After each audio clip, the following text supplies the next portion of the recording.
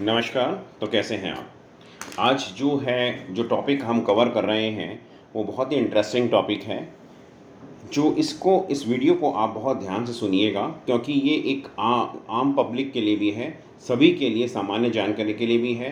Class 12th में जिनने legal studies लिया है उनके लिए तो बहुत ही यूज़फुल है, क्योंकि हम जो है इसके अंदर जो बेसिक जानकारी है वो दे रहे हैं। तो ये फर्स्ट चैप्टर है लीगल स्टडीज़ का, क्लास 12th का, कॉन्स्टिट्यूशन ऑफ इंडिया। तो सबसे पहले अपन जो बात करते हैं कि कॉन्स्टिट्यूशन ऑफ इंडिया जो है ना, वो मतलब इसमें सारा जुडिशरी सिस्टम के बारे में बताया गया है कि किस तरह से इंडियन जुडिशियल सिस्टम का फ्रेमवर्क किया गया। तो कैसा आया कॉन्स्टिट्यूशन ऑफ इंडिया जो है ना, इंडियन जुडिशियल सिस्टम को फ्रेम करता है। इंडिया ने अडॉप्ट किया था जो फेडरल गवर्नमेंट जो सिस्टम है उसको, यानी कि जो पावर को डिस्ट्रीब्यूट करते हैं सेंट्रल में और स्टेट में। अगर हम बात करते हैं कि कॉन्स्टिट्यूशन, तो कॉन्स्टिट्यूशन जो है एस्टेब्लिश करता है single integrated system of judiciary India के अंदर, यानी कि सेंट्रल लॉज भी हैं, स्टेट लॉज भी हैं।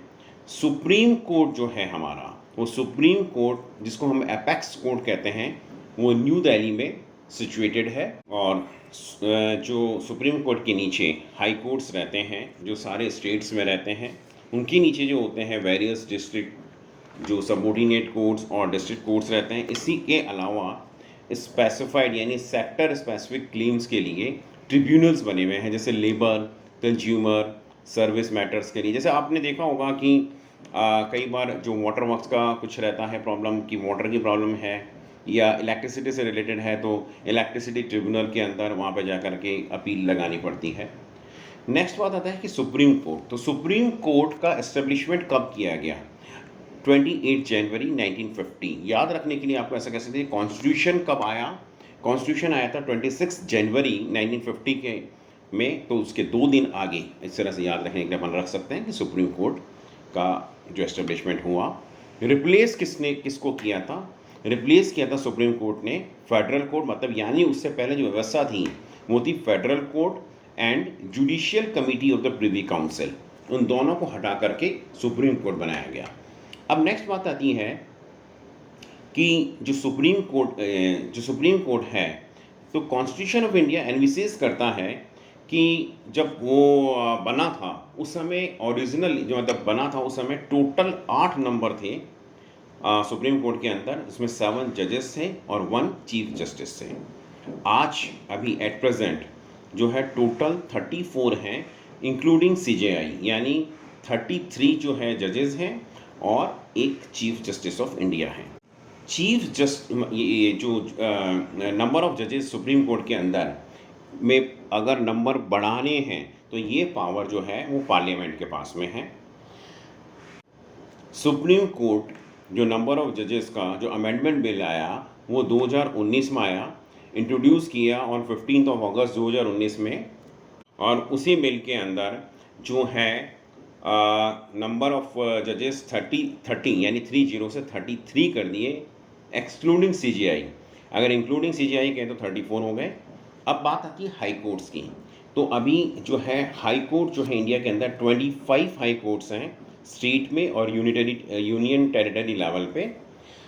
हर जो हाई कोर्ट होता है वो हर हाई कोर्ट के अंडर में या तो एक स्टेट होगा, या स्टेट प्लस यूनियन टेरिटरी होएगी, या फिर 2 स्टेट हो सकते हैं, या 2 स्टेट प्लस यूनियन टेरिटरी हो सकते हैं। अगर हम बात करें कि इंडिया के अंदर ओल्डेस्ट हाई कोर्ट कौन सा है, तो वो है कैलकाटा के अंदर।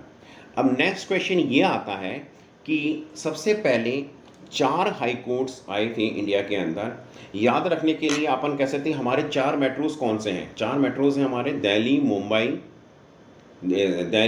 मुंबई, चेन्नई और कैलकाटा। तो उस समय जो नाम थे वो था क्या? मद्रास, बॉम्बे, कैलकाटा, लेकिन दिल्ली में नहीं था। तो इसलिए याद रखने के लिए कि जो हमारे 4 मेट्रोज हैं उसमें दिल्ली को माइनस कर दो, उसकी जगह हो गया इलाहाबाद हाई कोर्ट।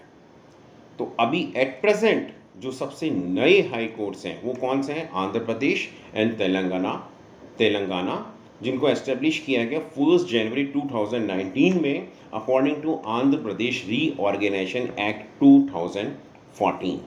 अभी जैसे मैंने आपको बताया था कि जो हाई कोर्ट्स के अंडर में जो रहते हैं कितने मतलब स्टेट के ऊपर होता है या यूनियन टेरिटरी के ऊपर, तो उसके एग्जाम्पल अगर अपन दें, जैसा अगर सपोज बोले एक स्टेट का लें, एक स्टेट का तो उसका हो गया राजस्थान हाई कोर्ट। अगर हम 2 स्टेट प्लस यूनियन टेरिटरी की बात करें तो हो गया जैसे 2 स्टेट पंजाब, हरियाणा एंड चंडीगढ़। अगर अपन बात करते हैं, एग्जाम्पल लेते हैं कि 1 स्टेट प्लस यूनियन टेरिटरी, तो ये आ गया कोलकाता हाई कोर्ट। तो कोलकाता हाई कोर्ट में कोलकाता प्लस अंडमान निकोबार यानी वेस्ट बंगाल एंड अंडमान निकोबार। अगर अपन बात करते हैं नंबर ऑफ स्टेट्स के, तो गुवाहाटी हाई कोर्ट, तो गुवाहाटी हाई कोर्ट के पास में आसाम, नागालैंड, अरुणाचल प्रदेश एंड मिजोरम है। जो इसकी जो प्रिंसिपल सीट है वो गुवाहाटी में है, लेकिन जो परमानेंट बेंचेस हैं वो कोहिमा, आइजोल और ईटानगर में है। हाई कोर्ट के नीचे सबऑर्डिनेट जुडिशरी अगर अपन बात करें तो उसमें डिस्ट्रिक्ट कोर्ट्स रहते हैं, सबऑर्डिनेट कोर्ट्स रहते हैं, जैसे डिस्ट्रिक्ट कोर्ट हैं, सेशन कोर्ट्स हैं। नेक्स्ट आता है अपन जो टॉपिक कवर करेंगे वो है लीगल ऑफिसर्स। लीगल ऑफिसर्स कौन कौन से? तो सबसे पहले लीगल ऑफिसर जिनके बारे में हम बात करने जा रहे हैं वो है attorney general of the India. Attorney general of जो इंडिया जो फर्स्ट थे वो थे मिस्टर MC सिकलवाड़। तो जैसा मैं बता रहा था, जो first attorney general of India वो थे मिस्टर MC सिकलवाड़। अब अपन बात अगर करें तो इनके पास में क्या पावर है, ये जो भी प्रिविलेजेस मेंबर ऑफ पार्लियामेंट को मिलती हैं वो सारे privileges attorney general of India को मिलती हैं। इन्हें हम first legal officer of the country भी कहते हैं। इनको जो अपॉइंट किया जाता है, मतलब अटॉर्नी जनरल ऑफ इंडिया को जो अपॉइंट किया जाता है वो किया जाता है president of India under article 76। क्या क्वालिफिकेशन होनी चाहिए? क्वालिफिकेशन, कोई भी जज जो कि सुप्रीम कोर्ट के जज के अपॉइंट होने की क्वालिफिकेशन रखते हैं वो अटॉर्नी जनरल ऑफ इंडिया बन सकते हैं। ये जो है किसी भी कोर्ट में जाकर के मतलब राइट टू ऑडियंस, मतलब इनके पास में राइट है ऑडियंस का, किसी भी court of India, any court of India में जा सकते हैं। गिव्स, ये क्या करते हैं, gives advice of the government of India upon legal matters, यानी कि गवर्नमेंट ऑफ इंडिया को जो भी लीगल मैटर्स है उस पर एडवाइस देंगे। Has right to speak in the both houses in the Parliament but no right to vote, यानी कि ये दोनों हाउसेस के अंदर लोकसभा या राज्यसभा में जाकर के बोल सकते हैं लेकिन वोट नहीं दे सकते। अगर हम नेक्स्ट बात करते हैं solicitor general of India. Solicitor general of जो इंडिया है वो असिस्ट करते हैं अटॉर्नी जनरल ऑफ इंडिया को। इनकी जो पोजीशन है वो कॉन्स्टिट्यूशन के अंदर रिकग्नाइज नहीं की गई है, लेकिन गवर्नमेंट जो है इनैक्ट मतलब जो इनको जो गवर्न किया जाता है, जो रूल इनैक्ट किए गए हैं पार्लियामेंट के द्वारा, इनके को असिस्ट करते हैं 4 एडिशनल सॉलिसिटर जनरल। नेक्स्ट बात करते हैं अपन एडवोकेट जनरल। जो एडवोकेट जनरल हैं उनको असिस्ट करते हैं एडिशनल एडवोकेट जनरल। ये जो है लीगल एडवाइज़र होते हैं स्टेट गवर्नमेंट के। जिस तरह से जो अटॉर्नी जनरल हैं वो सेंट्रल के अंदर जो है एडवाइस देते हैं लीगल मैटर्स पे, ये उसी तरह से स्टेट के अंदर देते हैं। इनको अपॉइंट किया जाता है गवर्नर के द्वारा अंडर आर्टिकल 165। जितने भी लीगल मैटर्स हैं स्टेट गवर्नमेंट के, उन पे ये अपनी एडवाइस देते हैं। अब इनकी क्वालिफिकेशन की अपन बात करें तो जो हाई कोर्ट के अंदर जो भी जज अपॉइंट हो सकते हैं, जिनके पास क्वालिफिकेशन है कि अगर एज ए हाई कोर्ट जज जो अपॉइंट हो सकते हैं वो जो है एडवोकेट जनरल अपॉइंट हो सकते हैं। नाउ अपन बात करेंगे independence of judiciary. Independence of judiciary की बात करते हैं तो आर्टिकल 50 जो है इंडिपेंडेंस ऑफ जुडिशरी की बात करता है। ये वॉचडॉग, डेमोक्रेसी के अंदर वॉचडॉग का काम करते हैं। सेकंड नेक्स्ट जो है कि has been kept free from any external pressure, यानी किसी तरह का कोई एक्सटर्नल प्रेशर नहीं है, क्योंकि अगर एक्सटर्नल प्रेशर होगा तो वो ढंग से काम नहीं कर पाएंगे।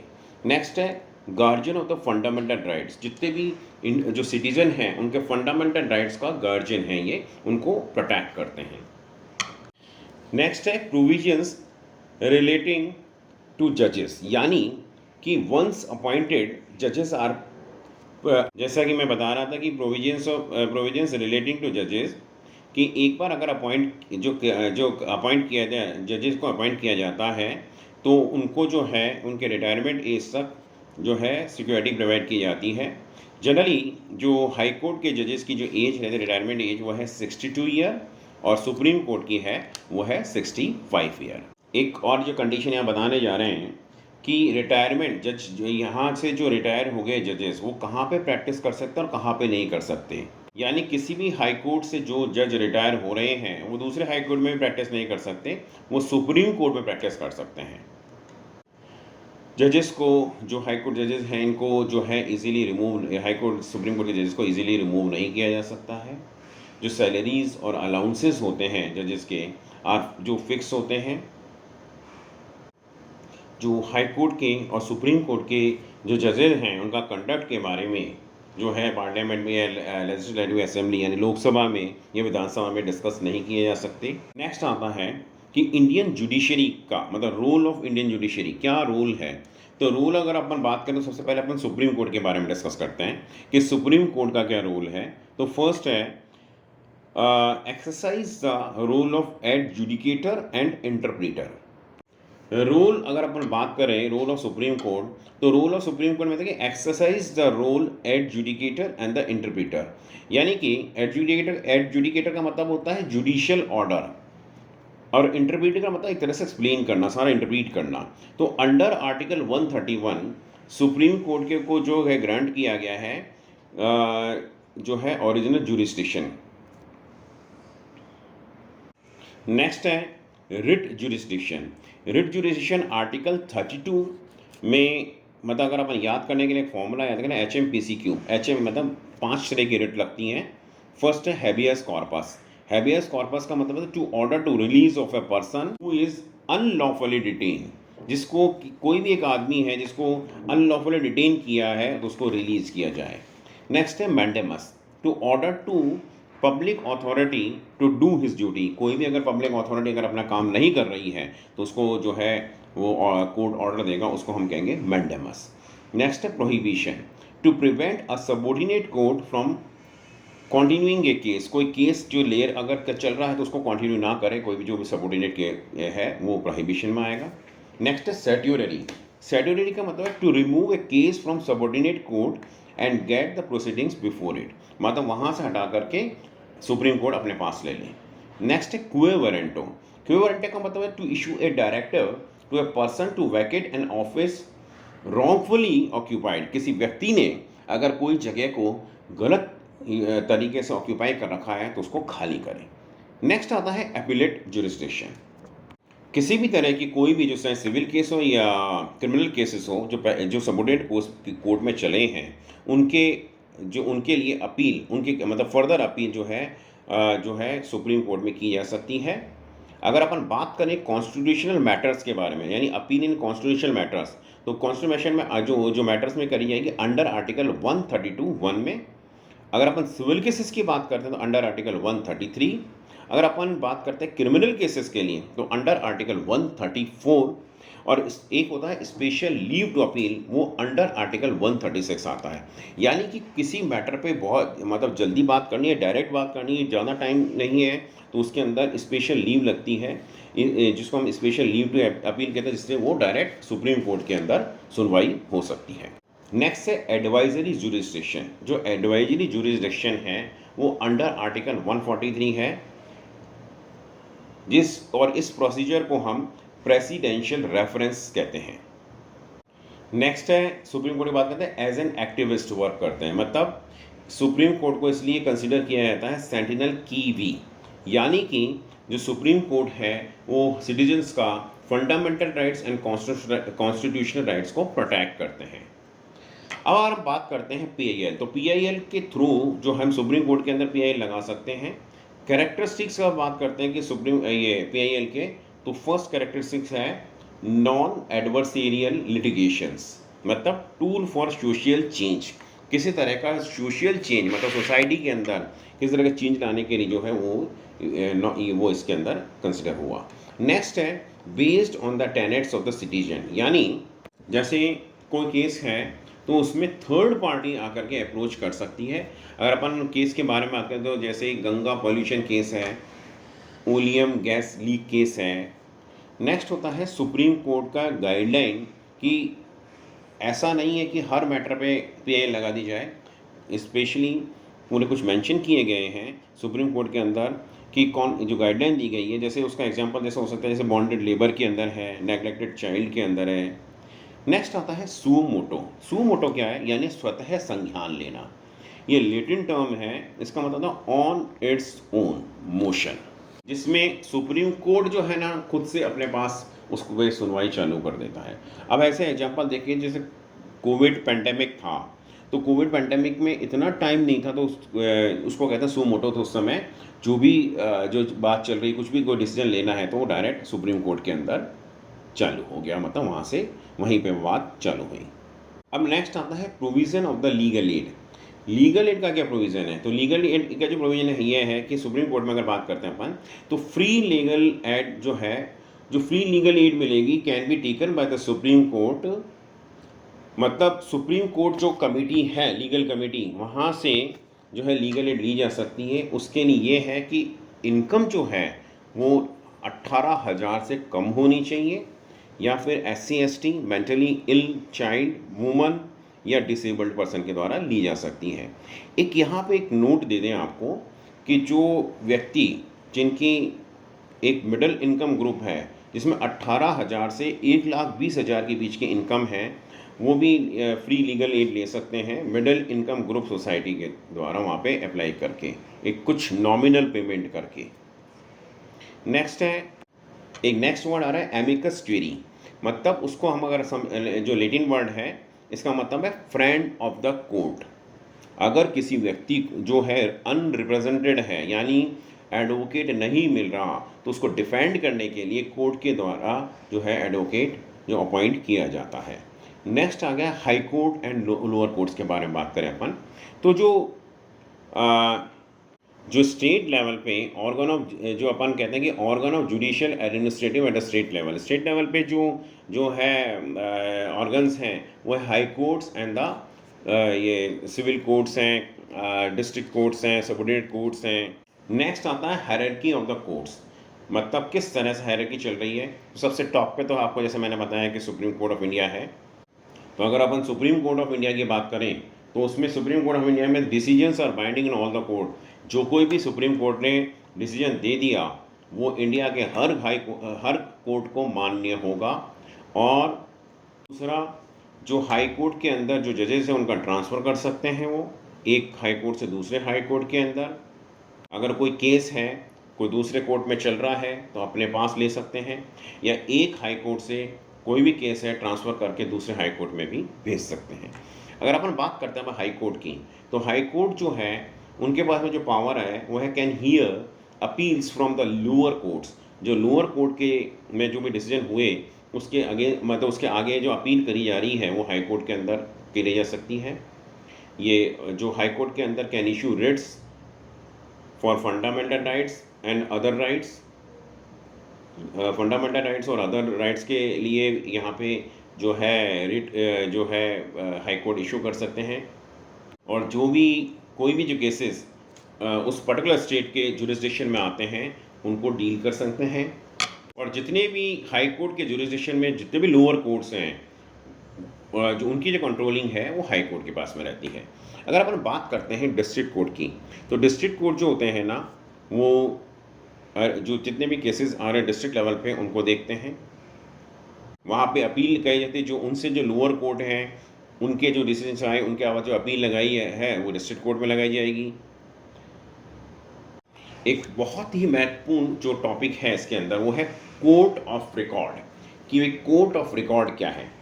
कोर्ट ऑफ रिकॉर्ड का मतलब ये होता है यानी कि जो भी हाई कोर्ट या सुप्रीम कोर्ट के जो है कोर्ट ऑफ रिकॉर्ड के नाम से जाना जाता है, यानी उनके जो भी जजमेंट्स हैं या जो भी उनने डिसीजंस दिए हैं उनको जो है रिकॉर्ड के फॉर्म में वहाँ पे रखा जाता है, प्रिजर्व किया जाता है। तो सुप्रीम कोर्ट को के पास में भी पावर ऑफ है, सुप्रीम कोर्ट के पास में और हाई कोर्ट के पास में। ये जो भी डिसीजंस दिए गए, जजमेंट्स जो उनको रिकॉर्ड करके रखा गया है, ये जो है कभी भी कोई भी आगे आगे कोई भी कोर्ट के अंदर किसी भी तरह कोई केस चलता है तो एविडेंशियली वैल्यू के फॉर्म के अंदर एडमिट हो किया जाएगा।